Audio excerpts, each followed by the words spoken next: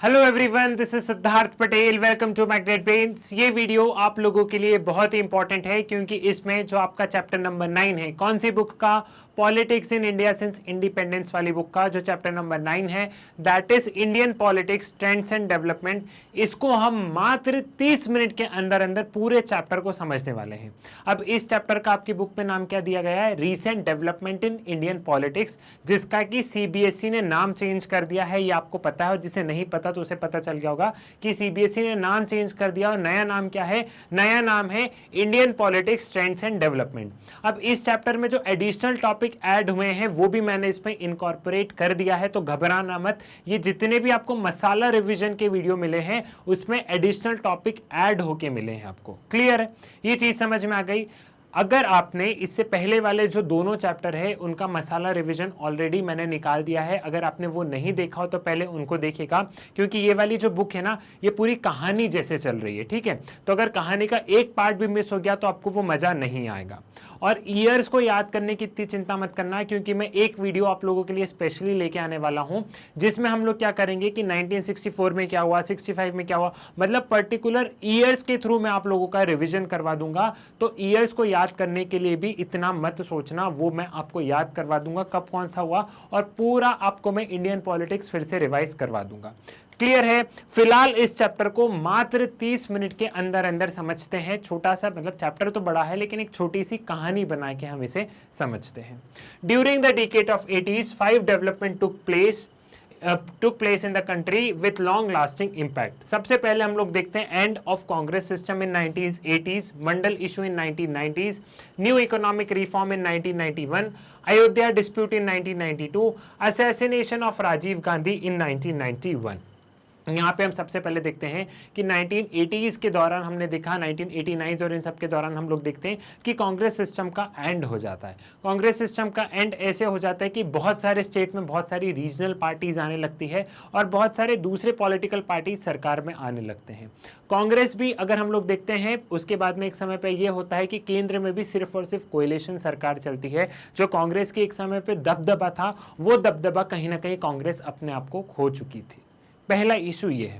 उसके बाद में मंडल इशू, जो ओबीसी रिजर्वेशन की जो मांग उठी थी, इसने भी हमारी पॉलिटिक्स पे, हमारी पॉलिटिकल पार्टी पे एक गहरा इंपैक्ट डाला है, इंडियन पॉलिटिक्स पे गहरा इंपैक्ट डाला है। आपको पता है कि कास्ट एक बहुत इंपॉर्टेंट फैक्टर है हमारी इंडियन पॉलिटिक्स में। दूसरा इशू ये था।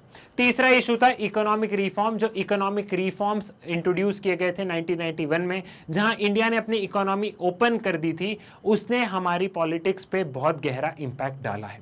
Fourth is Ayodhya dispute. Ayodhya disputes को ही अगर आप लोग लिंक कर दो और आगे बढ़ते हैं हम लोग, तो गुजरात रॉयट्स, ये 2-3 कम्युनल चीजें कुछ ऐसी हुई थी, कम्युनल वायलेंस वाली चीजें ऐसी हुई थी जिसने कि हमारी पॉलिटिकल पार्टीज को, जिसने कि इंडिया में बहुत ज्यादा रिलीजन के बीच में, जिसमें कि हमने कॉन्फ्लिक्ट देखा था, और पॉलिटिकल पार्टीज ने इसका मजा उठा के खूब वोट बटोरे। नेक्स्ट हमने देखा था असैसिनेशन ऑफ राजीव गांधी 1991। राजीव गांधी का असैसिनेशन हो जाता है, जो हमारा जो इशू चल रहा था श्रीलंका के साथ में, और फिर बाद में हमने देखा कि हमारे प्राइम मिनिस्टर का असैसिनेशन हो जाता है। क्लियर है? तो एक एक करके हम इन टॉपिक्स को थोड़ा सा अच्छे से समझते हैं।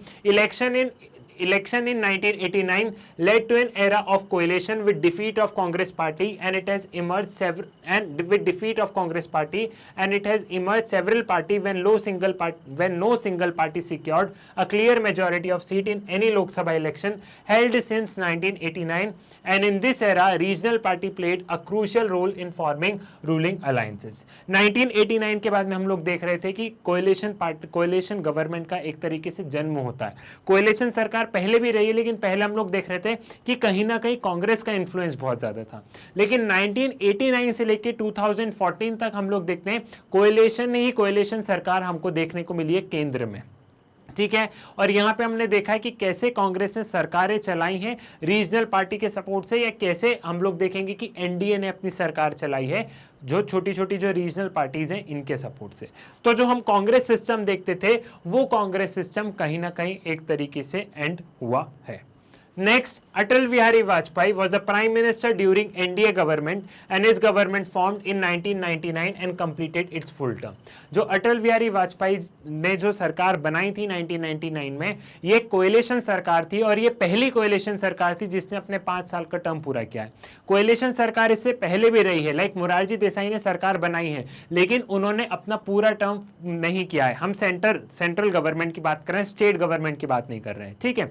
यहाँ पे हमने देखा था 1977 में कोएलिशन गवर्नमेंट बनी थी लेकिन वो कोएलिशन गवर्नमेंट ने अपने 5 साल का टेन्योर पूरा नहीं किया था, ठीक है। तो यहां पे हमने देखते हैं कि यहां पे कोएलिशन सरकार बनी थी। The 90s also so the emergence of powerful parties and movement to represent Dalit and backward caste as well as regional assertion. Now there have been 9 government at the center which have either been coalition government or minority government supported by parties or regional parties only. हमने देखा है कि 9 सरकार केंद्र में रही है जो कि या तो कोएलिशन के साथ में रही है या माइनॉरिटी गवर्नमेंट, मतलब दूसरी पार्टीज ने से साथ में आके एक अलायंस बनाया या किसी बाहर वाली पार्टी से समर्थन लिया। तो हमने देखा है कि 9 सरकार केंद्र में ऐसी रही है जिन्होंने किसी ना किसी का साथ में लेके अपनी सरकारें चलाई है। OBC, this refers to an administrative category. अब यहाँ पे ओबीसी को बताया गया है कि ओबीसी वो कम्युनिटी है जो apart from the STs and SC है और जो कि पीछे रह गई थी, जिनका कि हम लोग देख रहे थे, जिनका कि हम रिप्रेजेंटेशन नहीं देख रहे थे ब्यूरोक्रेसी में, जिसका कि हम रिप्रेजेंटेशन नहीं देख रहे थे एजुकेशन सेक्टर में, ठीक है। तो इनके रिजर्वेशन की अच्छी खासी मांग उठी थी और वो मंडल कमीशन के नाम से फेमस है या मंडल इशू के नाम से फेमस है। अब Mandal commission, the Mandal commission was set up to investigate the extent of educational and social backwardness among various sections of Indian society and recommended ways of identifying these backward classes. The commission gave its recommendation in 1980s. The commission did a survey and found that the backward caste has a very low presence in these services. यहाँ पे 1980s में मंडल commission ने अपनी report दी थी लेकिन तब तक जनता government जा चुकी थी। जनता गवर्नमेंट ने मंडल कमीशन को अपॉइंट किया था जब जनता गवर्नमेंट 1977 में आई थी, तो उन्होंने ये जो बैकवर्ड क्लासेस हैं इनके सपोर्ट से वो आई थी। तो जनता गवर्नमेंट ने वादा किया था कि हम एक कमीशन सेटअप करेंगे, देखेंगे कि अगर रिप्रेजेंटेशन नहीं है तो रिजर्वेशन देने की बात करेंगे। तो मंडल कमीशन सेटअप हो गया था लेकिन जब 1980 में मंडल कमीशन की जब रिपोर्ट रखी गई तब जनता गवर्नमेंट गिर गई थी और मंडल कमीशन की बात कहीं ठंडे बस्ते में चली गई थी। लेकिन ये बातें वापस रिवाइव होती है 1985, 1986, 1990s के आसपास ये बातें वापस रिवाइव होने लगती है। तो यहाँ पे मंडल कमीशन ने ये रिपोर्ट सौंपी थी कि यहाँ पे उन्होंने देखा था कि apart from the STs and SC कुछ कम्युनिटी, एक बैकवर्ड कम्युनिटी ऐसी है जिनका की बहुत कम रिप्रेजेंटेशन है ब्यूरोक्रेसी में, जिनका की बहुत कम रिप्रेजेंटेशन है एजुकेशन में। तो मंडल कमीशन ने एक ओबीसी, अदर बैकवर्ड क्लास का दर्जा देने की बात कही और उन्होंने सेंट्रल गवर्नमेंट की जॉब्स में और यहाँ पे क्या किया, सेंट्रल गवर्नमेंट की जॉब्स वगैरह में उन्होंने बोला कि रिजर्वेशन होना चाहिए। The Mandal issue started with the National Front government decision to implement the recommendation of Mandal commission that jobs in central government should be reserved for other backward classes, leading to violent and anti Mandal protest in country between supporter and opponents of OBC reservation. अब जब मंडल commission की इस report को implement करने की बात आई तब क्या हुआ, तब पूरी कंट्री में हमने देखा कि पूरी कंट्री 2 गुट में बटी थी। एक वो लोग बोल रहे थे कि रिजर्वेशन नहीं देना चाहिए, एक वो बोल रहे थे कि नहीं रिजर्वेशन चाहिए। तो यहाँ पे हम लोग देखते हैं 1990s के एरा में हम लोग देखते हैं कि क्या होता है, यहाँ पे एक बहुत बड़ा हमें क्लैश देखने को मिलता है, एक दंगे वाली सिचुएशन हमें देखने को मिलती है जहाँ पे कास्ट के नाम पे पॉलिटिकल पार्टी वोट मांग रही थी और कास्ट के नाम पे कंट्री में डिविजन यहाँ पे हो रहा था और उसका फायदा पॉलिटिकल पार्टीज उठा रही थी। The constituent of Janata Party like Bharatiya Kranti Dal and Samyukta Socialist Party had powerful ruler base among some section of OBCs as well as backward and minority classes. Employment Federation was formed 1978, taking strong position in favor of political power to Bahujan, the SC, ST, OBC and minority. It resulted into the rise of BSP Bahujan Samaj Party under the leadership of Kashi Ram. अब यहाँ पे हम लोग देख रहे हैं कि जब जनता गवर्नमेंट बनी तो वो बहुत सारी पार्टियों से मिलकर बनी और जनता गवर्नमेंट का बहुत सारा बेस, जो ये जो सेक्शंस है, जो एक नेग्लेक्टेड सेक्शंस था, उनका बेस वहां से था। तो इन्होंने मंडल कमीशन की ये बात कही, उन्होंने बात करी कि हाँ हम देखेंगे, फिर उनकी गवर्नमेंट चली गई। लेकिन मंडल कमीशन की रिपोर्ट के बाद में क्या हुआ, बहुत सारी दूसरी पॉलिटिकल पार्टीज इमर्ज हुई इनकी रिपोर्ट को देख के, कि जैसे बहुजन समाज पार्टी है, उन्होंने दलित्स की बात की, ठीक है, उन्होंने एससी की बात करी, और भी पॉलिटिकल पार्टीज आई, उन्होंने ओबीसीज के बारे में बात करी, और एक कास्ट को मैटर उठाते हुए, कास्ट का वो लेते हुए क्या हुआ, कास्ट को वो देखते हुए बहुत सारी पॉलिटिकल पार्टीज इमर्ज हुई और बहुत सारी पॉलिटिकल पार्टीज लोगों के बीच में जाके चुनाव लड़ने लगी। कुछ स्टेट ने ये किया, कुछ स्टेट ने क्या किया, कुछ स्टेट ने बोला कि केंद्र सरकार भले ही ओबीसी का रिजर्वेशन नहीं देगी लेकिन हम जरूर दे देंगे। तो हमने देखा कि जब स्टेट ओबीसी का रिजर्वेशन देने लग गए तो फिर सेंट्रल गवर्नमेंट के ऊपर प्रेशर बना, फिर सेंट्रल गवर्नमेंट को भी इस मंडल कमीशन रिपोर्ट को मानना पड़ा और केंद्र सरकार ने भी क्या किया, केंद्र सरकार ने भी ओबीसी एज अ कम्युनिटी को कैटेगराइज किया, उन्होंने एज अ कैटेगरी को कैटेगराइज किया और रिजर्वेशन की मांग की ओबीसी कम्युनिटी को।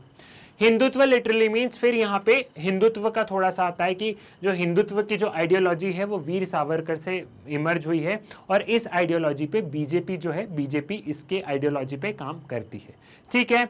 और यहाँ पे हम लोग देखते हैं अलग अलग पॉलिटिकल पार्टी, जैसे बहुजन समाजवादी पार्टी आई तो वो उनको किसने फाउंडेशन रखा, काशीराम ने रखा। बाद में काशीराम ने, आप आज के टाइम पे देखते हो कि मायावती बीएसपी की एक प्रोमिनेंट लीडर है। क्लियर, ये चीज आपको समझ में आ गया।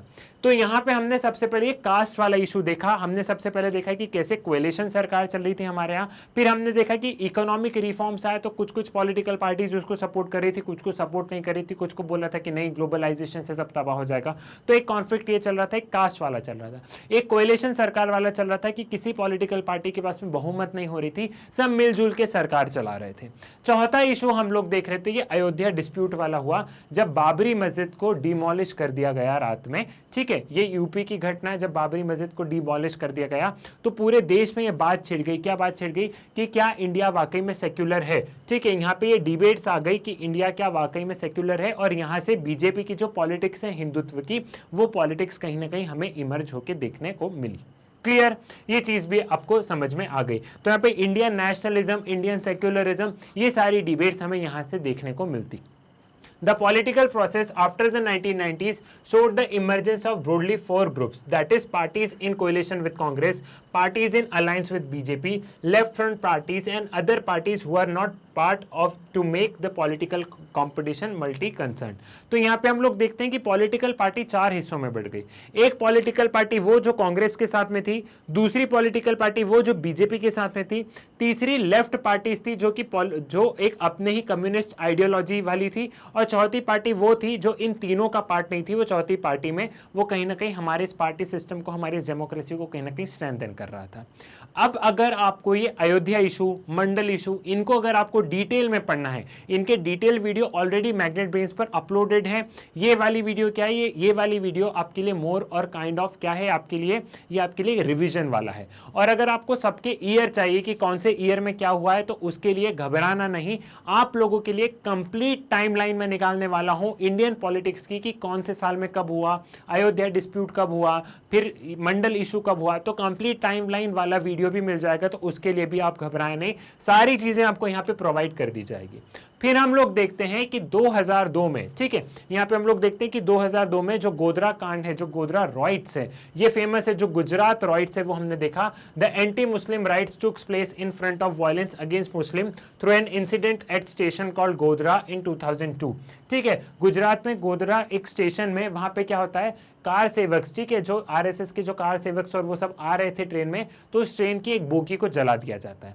अब इसमें ये सस्पिशन रहता है, ठीक है, ये बात एक सस्पिशन के उस पर रहती है कि इस बोगी को कोई मुस्लिम कम्युनिटी के लोगों ने जलाया। तो यहाँ पे एक पूरा एक राइट हो जाता है हिंदू एंड मुस्लिम्स के बीच में, और इसको स्टेट गवर्नमेंट वहां पे टैपल डाउन नहीं कर पाती है। स्टेट गवर्नमेंट यहाँ पे उसको, उस राइट्स को रोक नहीं पाती है। तो यहाँ पे स्टेट गवर्नमेंट पे बहुत सारे एलिगेशंस लगते हैं, ठीक है, कि एक सस्पिशन था कि हो सकता है कि किसी मुस्लिम कम्युनिटी के लोगों ने किया है, लेकिन वो एक सस्पिशन के उस पर था। फिर स्टेट गवर्नमेंट उसको टॉपल डाउन नहीं कर पाई। तो एक पूरा हमने पॉलिटिक्स में ये देखते हैं कि रिलीजन बहुत आ जाता है। हमने देखा कास्ट आ गई हमारे इंडियन पॉलिटिक्स में, फिर हम ये देखते हैं कि रिलीजन हमारी पॉलिटिकल सिस्टम में बहुत ज्यादा डोमिनेट करने लग जाता है। In the midst of severe competition and many conflict, a consensus appeared to have emerged among various parties। ठीक है, हम लोग चाहे फिर ये कैसे भी देखें, लेकिन हम लोग देख रहे थे कि कंसेंसस हमें देखने को मिल रहा था। हमें कंसेंसस कैसे देखने को मिल रहा था, हमें कंसेंसस देखने को मिल रहा था कि धीरे धीरे जो पॉलिटिकल पार्टीज है वो इकोनॉमिक पॉलिसी को लेकर सेटल हो रही थी। कंसेंसस मतलब सारी पॉलिटिकल पार्टीज आपस में हाथ भर रही थी कि ठीक है भैया, इकोनॉमिक रिफॉर्म सही हुए हैं, इकोनॉमिक रिफॉर्म में हम तुम्हारे साथ में हैं, तुमने इकोनॉमिक रिफॉर्म सही किए। ठीक ठीक है, सारी पॉलिटिकल पार्टीज ने आपस में यह सहमति कर ली थी कि अब स्टेट की पार्टीज को कोई भी नेग्लेक्ट नहीं कर सकता। इवन अगर आप आज भी देखें तो आज किसी की भी सरकार हो, लेकिन क्या हम स्टेट की और जो रीजनल पार्टीज को नेग्लेक्ट कर सकते हैं? जी नहीं, नहीं कर सकते। तो जो स्टेट वाली पार्टी है, जो रीजनल पार्टी है, वो इंडिया की आज की रियलिटी है, आप उसको नेग्लेक्ट नहीं कर सकते हैं। इकोनॉमिक रिफॉर्म को सारी पॉलिटिकल पार्टी ने एक्सेप्ट कर लिया था कि नहीं, ये इंडिया की भलाई में है। तो ये दो चीज पे इन सब की आपस में सहमति बन गई थी। फिर उसके बाद में हमने देखने लगे कि हम लोग देख रहे थे कि जो पॉलिटिकल पार्टीज हैं वो आइडियोलॉजिकल नहीं होकर रियलिस्टिक टर्म्स में आ रही थी। अब हम लोग देख रहे हैं कि भली पॉलिटिकल पार्टी आइडियोलॉजिकली डिफरेंट है, लेकिन वो साथ में आ रही है काम करने के उस पे। अब दो डिफरेंट आइडियोलॉजी वाली पॉलिटिकल पार्टीज भी क्या हो रही है, वो साथ में आ रही है। ठीक है, वो साथ में आ रही है, वो अपनी आइडियोलॉजी को भूल के वो साथ में आ रही है और काम करने के उस पे कि हम ये काम करेंगे। तो कहीं ना कहीं आइडियोलॉजिकल शिफ्ट भी हम लोग यहाँ पे हमको देखने को मिल रहा है। क्लियर है, ये वाला पॉइंट भी आपको यहाँ पे समझ में आ गया है। ठीक, तो कोएलिशन गवर्नमेंट के फायदे नुकसान दोनों है। कोएलिशन गवर्नमेंट में ये है कि अलग बहुत सारी पार्टीज मिलकर अगर सरकार चला रही है तो उसमें नुकसान ये है कि हर पार्टी का सुनना पड़ता है। मान लो कि मैंने कांग्रेस को समर्थन दिया, मेरी कोई दूसरी पार्टी, तो मैं बोलूंगा कि मैं समर्थन तभी दूंगा जब तुम हमें 2 मंत्री की पोजीशन तुम हमारी पार्टी को दोगे। तो कोएलिशन पॉलिटिक्स में हम लोग भ्रष्टाचार ये वाली समस्या भी देखते हैं। लेकिन अगर हम सिंगल पार्टी रूल देखते हैं तो अथॉरिटेरियनिज्म भी देखने को मिलता है। सिंगल पार्टी में क्या हो जाता है, बस मैं ही ताकतवर हूं। तो दोनों कोएलिशन और सिंगल पार्टी के अपने अपने क्या है, अपने अपने फायदे और नुकसान हमें देखने को मिल रहे थे। तो 2014 तक हम लोग देखते हैं क्या होता है। 2014 तक कोएलिशन सरकार चल रही थी, जिसमें 2004 और 2009 में यूपीए की सरकार थी। ठीक है, यूनाइटेड प्रोग्रेसिव अलायंस। लेकिन 2014 से एनडीए की सरकार आ गई, जिसमें कि बीजेपी को, एनडीए एक बहुत बड़ी अलायंस है जिसमें कि बीजेपी सबसे बड़ी पॉलिटिकल पार्टी है, जिसमें कि बीजेपी को सबसे ज्यादा बहुमत मिली, बीजेपी को अपने पूर्ण रूप से बहुमत मिली। तो 2014 में भी बीजेपी को पूर्ण बहुमत मिली और 2019 में भी बीजेपी को पूर्ण रूप से यहां पे बहुमत मिली है। तो हम पिछले 2 टर्म से ये देख रहे हैं कि बीजेपी की सरकार है और उनको पूरी बहुमत के साथ में वो अपनी सरकार चला रहे हैं। इसमें बहुत सारी छोटी छोटी चीजें हैं, अगर वो आपको लग रहा है कि आपको डिटेल में पढ़ना है तो डिटेल वाले वीडियो अपलोडेड है, उनको देख लेना। साथ ही साथ टाइमलाइन वाले वीडियो मैं करवा दूंगा, इस चैप्टर के मोस्ट इंपॉर्टेंट क्वेश्चन करवा दूंगा। साथ ही साथ आपको एक और चीज मैं करवाऊंगा कि हर पॉलिटिकल पार्टीज की क्या आइडियोलॉजी है, क्योंकि ऐसे क्वेश्चंस हम लोग रिसेंट टाइम्स में देख रहे हैं कि सीपीआई की क्या आइडियोलॉजी, कांग्रेस की, तो वो भी हम लोग एक बार कर लेंगे। क्लियर है, इसी के साथ में इस बुक का आपका मसाला रिवीजन होता है समाप्त। आप तीनों वीडियो देख लेना, तीनों वीडियो में मैंने आपको एक कंप्लीट स्टोरी के वे में मैंने आपको सारी चीजें समझा दी है। सो मैग्नेट ब्रेन्स की वीडियो आप लोग यूट्यूब से तो एक्सेस कर सकते हैं, बट बहुत बार ये होता है कि आपको यूट्यूब पे वीडियो नहीं मिल पाते हैं, तो इसका सोल्यूशन है मैग्नेट ब्रेन्स की वेबसाइट। मैग्नेट ब्रेन्स की वेबसाइट पे जाने के लिए सिंपली गूगल पे जाइए, गूगल पे magnetbrains.com लिख के सर्च पर क्लिक कीजिए। जैसे ही आप magnetbrains.com लिख के सर्च पर क्लिक करेंगे, कुछ इस तरीके का इंटरफेस आएगा। नीचे दिया गया होगा explore top courses, CBSE English medium, Hindi medium, spoken English, सारी चीजें मिल जाएगी। फिलहाल मुझे सीबीएसई इंग्लिश मीडियम में जाना है, उसमें क्लास 12 में क्या, क्लास 12 में जाती क्लास 12 के सभी सब्जेक्ट के वीडियोस देखेंगे। स्क्रॉल करके नीचे आया, क्लास 12 का पॉलिटिकल साइंस दिखा, और जैसे ही मैंने क्लास 12 पॉलिटिकल साइंस के वीडियो पे क्लिक किया, यहाँ पे मुझे क्लास 12 पॉलिटिकल साइंस के वीडियोस मिलेंगे, एनसीईआरटी के अकॉर्डिंग रहेंगे, chapter wise topic wise arrange रहेंगे। वेबसाइट से भी नहीं पढ़ना तो ऐप डाउनलोड कर लो प्ले स्टोर से, और वहां से भी नहीं पढ़ना तो यूट्यूब पर तो सारी चीजें अवेलेबल है, लेकिन यूट्यूब पे वीडियो नहीं मिलते, तो वेबसाइट उसका एक सोल्यूशन है। चिंता की कोई बात नहीं है, सारा सिलेबस आपका पॉलिटिकल साइंस का आपको यहाँ पे मिल जाएगा, सारी चीजें यहाँ पे कंप्लीट आपको मिलेगी। सो मैग्नेट ब्रेन्स एक कंप्लीट एजुकेशन प्लेटफॉर्म है, कंप्लीट फ्री एजुकेशन प्लेटफॉर्म है। यहाँ पे सारे वीडियोस बिल्कुल फ्री ऑफ कॉस्ट अवेलेबल हैं, तो ज्यादा से ज्यादा इन वीडियोस को शेयर कीजिए, वीडियो को लाइक कीजिए, चैनल को सब्सक्राइब कीजिए। मुलाकात होगी आपसे नेक्स्ट वीडियो में नई वाली बुक के मसाला रिवीजन के साथ, तब तक के लिए धन्यवाद।